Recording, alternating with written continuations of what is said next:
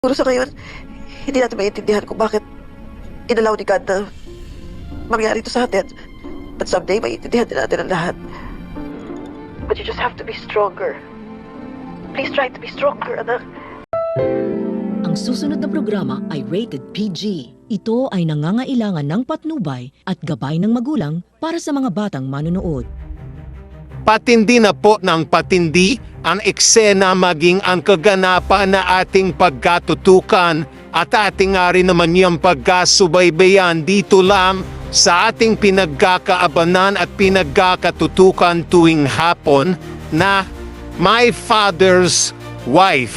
Simula pa lang din naman kasi ito na isang dagok na rin naman ang susubok sa buhay nga rin naman itong si Gina, maging ang ama nito na si Robert, matapos na rin naman kasi na inilihim na rin naman kasi ng ina nitong si Gina na men pala itong brain tumor na hindi nga sinabi.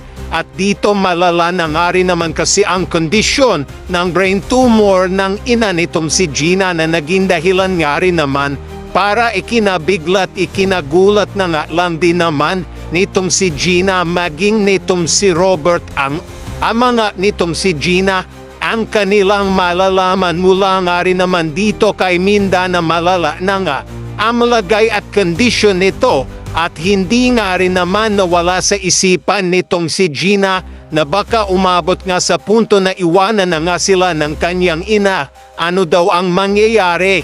Kaya dito ay lalo nga rin naman kasing nadurog ang damdamin.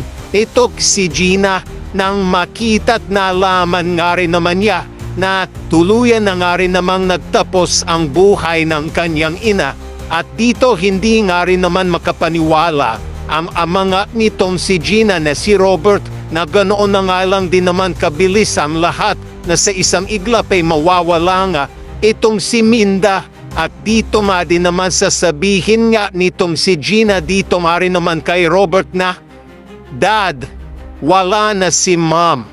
Dito nga ano kaya ang mangyayari? Simula nga rin ba ito para eksena na naman nga itong si Betsy at may pakay at may plano nga itong gagawin at ano nga rin ba ito?